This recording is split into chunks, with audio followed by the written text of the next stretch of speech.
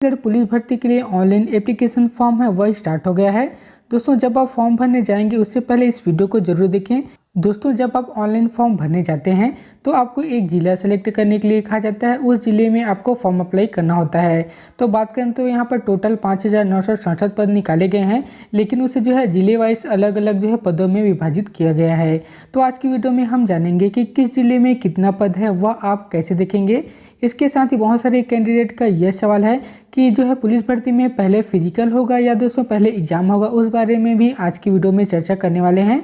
इसके साथ ही दोस्तों क्या आप एक से अधिक जिले में फॉर्म भर पाएंगे या नहीं भर पाएंगे, या दोस्तों आप एक से अधिक पदों के लिए फॉर्म भर सकते हैं या नहीं भर सकते, पूरी जानकारी आपको इस वीडियो में मिल जाएगी। इसीलिए अगर आप फॉर्म भरने जा रहे हैं तो सबसे पहले इस वीडियो को देखकर आप पूरी जानकारी ले लें, उसके बाद ही आप फॉर्म को आगे फिल करेंगे।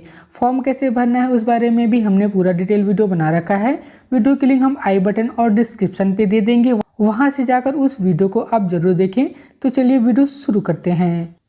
दोस्तों बात करें छत्तीसगढ़ पुलिस में टोटल पदों की, तो यहाँ पर लगभग 5,967 पदों के लिए वैकेंसी जारी किया गया है और इन्हीं वैकेंसी के लिए ऑनलाइन एप्लीकेशन यहाँ पर भराया जा रहा है। जो 5,967 पद हैं इसमें अनेक पदों को शामिल किया गया है। दोस्तों बात करें कांस्टेबल जीडी की, तो कांस्टेबल जीडी में लगभग 5,110 सीट यहाँ पर शामिल किए गए हैं।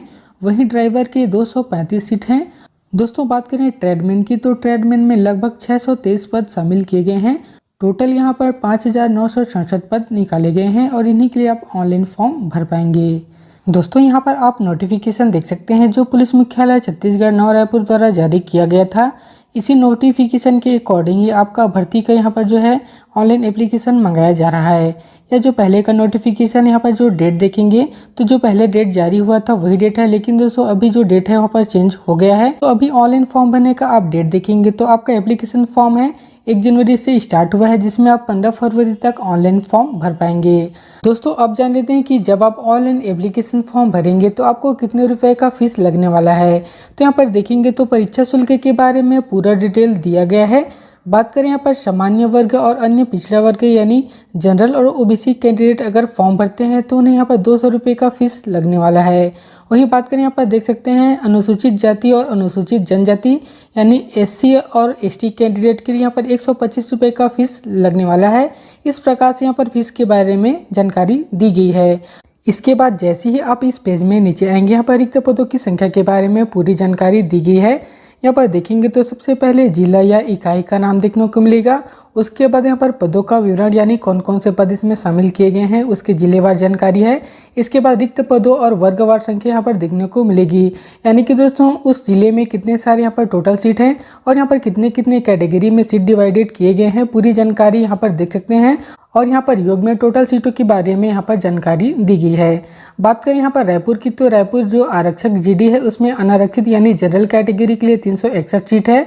अन्य पिछड़ा वर्ग जो गैर क्रीमी लेयर है यानी ओबीसी कैंडिडेट के लिए 77 पद है। वहीं अनुसूचित जनजाति यानी एसटी कैंडिडेट के लिए 22 सीट है और अनुसूचित जाति यानी एससी कैंडिडेट के लिए यहाँ पर 94 पोस्ट है। टोटल यहाँ पर आरक्षक जीडी की 554 सीट यहाँ पर बताए गए हैं।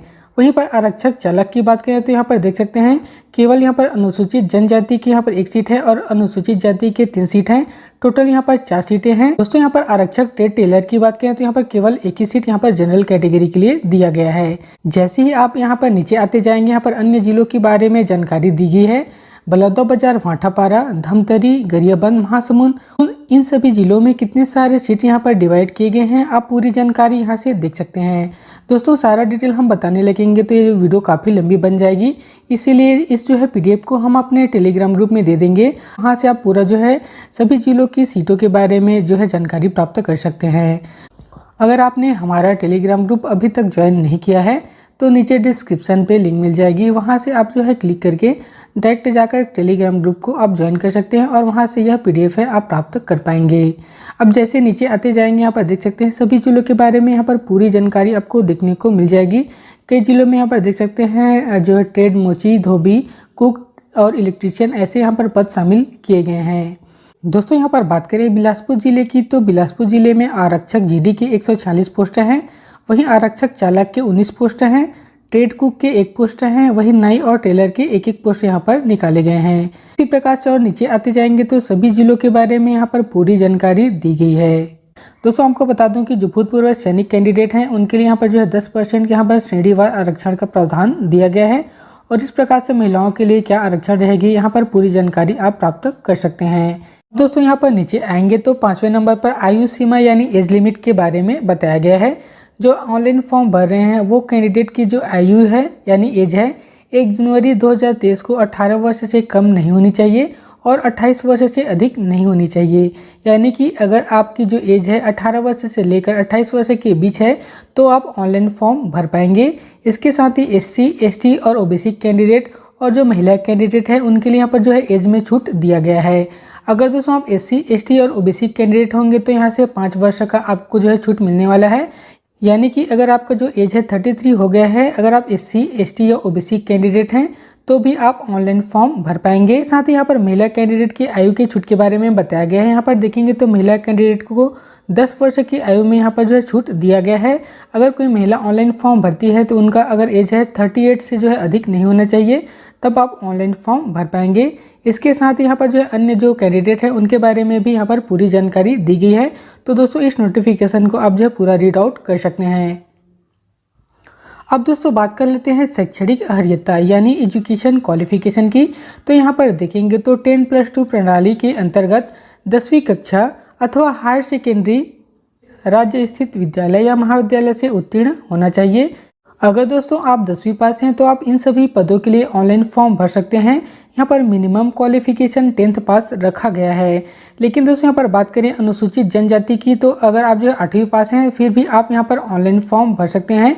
यानी कि अगर आप ST कैंडिडेट होंगे, अगर आप जो है 8वीं पास हैं फिर भी आप इन सभी पदों के लिए ऑनलाइन फॉर्म भर सकते हैं। इसके साथ ही अगर आप जो है नक्सल प्रभावित क्षेत्र या एरिया में रहते हैं या दोस्तों नक्सल पीड़ित वाले परिवार से हैं तो आपको जो है अलग से यहाँ पर जो है छूट दिया जाता है। अगर आप जो है 5वीं पास हैं तो आप इन सभी पदों के लिए फॉर्म भर सकते हैं, आप पात्र होंगे। इस प्रकार से यहाँ पर आप जो है मिनिमम क्वालिफिकेशन का डिटेल देख पाएंगे। अब दोस्तों बात करें आरक्षक चालक के पद के लिए, अगर आप ऑनलाइन फॉर्म भरते हैं तो आपके पास जो है जो भारी वाहन चालक यानी हैवी ड्राइविंग लाइसेंस होनी चाहिए, तभी आप फॉर्म भर पाएंगे। इसके साथ ही अगर आप आरक्षक ट्रेड के लिए फॉर्म भर रहे हैं तो आप जिस ट्रेड के लिए फॉर्म भर रहे हैं उस ट्रेड के बारे में आपको अच्छी खासी जानकारी होनी चाहिए, तभी आप ऑनलाइन फॉर्म भर पाएंगे। दोस्तों अब बात करते हैं शारीरिक अर्हता यानी फिजिकल की।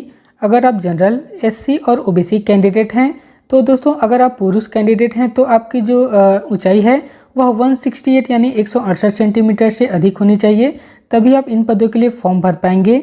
वहीं बात करें यहाँ पर सीना की, तो यहाँ पर सेंटीमीटर में दिया गया है। अगर आप बिना फुलाए जो सीना है 81 होना चाहिए यानी 81 सेंटीमीटर होनी चाहिए और फुलाने के बाद यहाँ पर 86 सेंटीमीटर होनी चाहिए। अगर बात करें महिला कैंडिडेट की, तो महिला कैंडिडेट की ऊंचाई है 158 यानी 158 सेंटीमीटर होनी चाहिए। इसके बाद बात करें यहाँ पर अनुसूचित जनजाति वर्ग के कैंडिडेट की यानी ST कैंडिडेट की, तो उनकी ऊंचाई है 158 यानी मेल कैंडिडेट के लिए 158 सेंटीमीटर होनी चाहिए। वहीं यहाँ पर सीने की बात करें तो जो है बिना फुलाए 76 और फुला के यहाँ पर 81 सेंटीमीटर होनी चाहिए। और महिला कैंडिडेट की भी ऊंचाई यहाँ पर सेम है 158 यानी 158 सेंटीमीटर होनी चाहिए। वहीं दोस्तों बात करें बस्तर एवं सरगुजा संभाग वाले कैंडिडेट की जो अनुसूचित जनजाति हैं इन वर्ग के, तो उन सभी कैंडिडेट की जो पुरुष कैंडिडेट हैं उनकी हाइट है 153 सेंटीमीटर होनी चाहिए। और सीने की बात करें तो जो है 76 से 81 के बीच होनी चाहिए।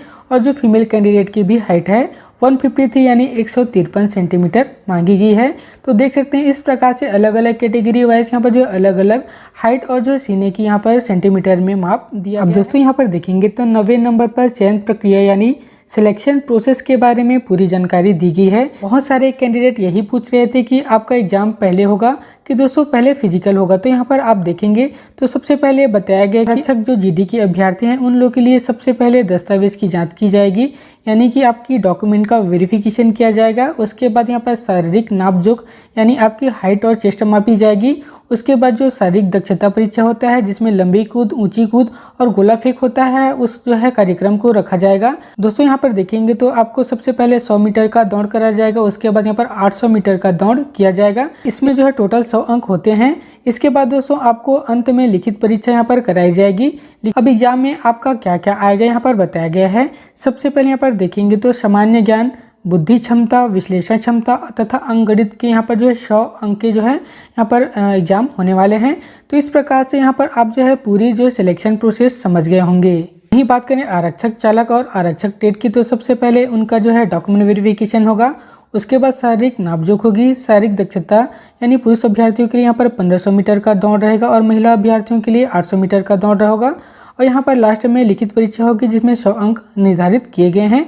इसके साथ ही दोस्तों आपके जो भी आप ट्रेड में फॉर्म डालेंगे उसका भी आप ट्रेड का टेस्ट होगा, उसमें भी यहाँ पर 25 अंक निर्धारित किए गए हैं। इस प्रकार से यहाँ पर देखेंगे तो आरक्षक जीडी और आरक्षक चालक और ट्रेड के यहाँ पर अलग अलग क्वालिफिकेशन के बारे में पूरी जानकारी दी गई है।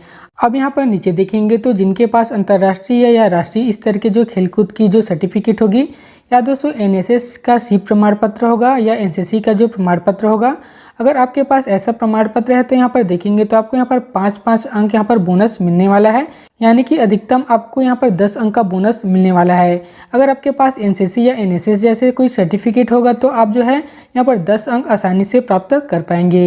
यहाँ पर इस प्रकार से आप पूरी जानकारी देख सकते हैं। चलिए दोस्तों, अब बात कर लेते हैं कि जब आप ऑनलाइन फॉर्म भरते हैं तो आप क्या एक से अधिक ज़िले में फॉर्म अप्लाई कर सकते हैं। तो आप यहाँ पर देखेंगे तो जब आप ऑनलाइन फॉर्म भरेंगे तो आपके सामने कुछ इस प्रकार से इंटरफेस आता है। यहाँ पर सबसे पहले आपको ज़िला सिलेक्ट करने के लिए कहा जाता है कि आप किस ज़िले के लिए फॉर्म अप्लाई करना चाहते हैं। तो यहाँ पर देखेंगे तो आपको केवल एक ही ज़िला सिलेक्ट करने के लिए यहाँ पर ऑप्शंस दिया जाता है, यानी कि दोस्तों आप केवल एक फॉर्म में एक ही ज़िले को सिलेक्ट कर सकते हैं, यानी एक ही ज़िले में फॉर्म अप्लाई कर सकते हैं। आपको यहाँ पर मल्टीपल ज़िला सिलेक्ट करने के लिए नहीं दिया जाता है। इसलिए जब आप फॉर्म अप्लाई करेंगे तो सबसे पहले कौन से ज़िले में आपकी कैटेगरी की ज़्यादा सीट है उसको आपको देखना होगा, और उसी प्रकार से आप अपने तरीके से फॉर्म अप्लाई करेंगे और आप जिस ज़िले में फॉर्म अप्लाई करना चाहते हैं उसी ज़िले को आपको सिलेक्ट करके फॉर्म अप्लाई करना है। दोस्तों, छत्तीसगढ़ पुलिस भर्ती परीक्षा में यहाँ पर अनेक पद शामिल किए गए हैं। मुख्यतः यहाँ पर जो है 3 पद हैं, जिसमें से कांस्टेबल जीडी है, इसके बाद कांस्टेबल ड्राइवर है और कांस्टेबल ट्रेड के पद यहाँ पर शामिल किए गए हैं। अब दोस्तों, क्या हम जब आप फॉर्म भरेंगे उस समय तीनों पदों के लिए अप्लाई कर सकते हैं या नहीं कर सकते। अब यहाँ पर देखेंगे तो जब आप ऑनलाइन फॉर्म भरते हैं तो यहाँ पर तीनों पोस्ट का नाम आ जाता है। तो यहाँ पर जब आप सिलेक्ट करते हैं तो केवल आपको एक ही पोस्ट सिलेक्ट करने का यहाँ पर ऑप्शन दिया जाता है। अब दोस्तों, आप तीनों पदों में यहाँ पर सिलेक्ट नहीं कर सकते, इसीलिए यहाँ पर आपको केवल एक ही पदों के लिए यहाँ पर ऑनलाइन फॉर्म भरना होगा। और दोस्तों, आपको बता दूं कि एग्ज़ाम तीनों का एक ही डेट में होगा। अगर आप अलग फॉर्म भरते हैं तो आपको तीनों में से किसी एक पदों पर ही एग्ज़ाम देने का मौका मिलेगा। इसीलिए जब आप फॉर्म भरते हैं तो ये सारी जानकारी आपको अच्छे से देख लेना होगा कि आपको किस पदों में जो है फॉर्म अप्लाई करना है। सो दोस्तों, इस प्रकार से हमने छत्तीसगढ़ पुलिस भर्ती के बारे में पूरी जानकारी आपको दे दी है। आई होप हमारे द्वारा दिया गया जानकारी आपको अच्छा लगा होगा। अगर दोस्तों और कोई डाउट होगा तो आप नीचे हमें कमेंट के माध्यम से पूछ सकते हैं। इसके साथ ही इस वीडियो को आप अधिक से अधिक शेयर करें ताकि सभी लोगों को यह जानकारी मिल सके। सो दोस्तों, आज की वीडियो में बस इतना ही। मिलते हैं अगले वीडियो में।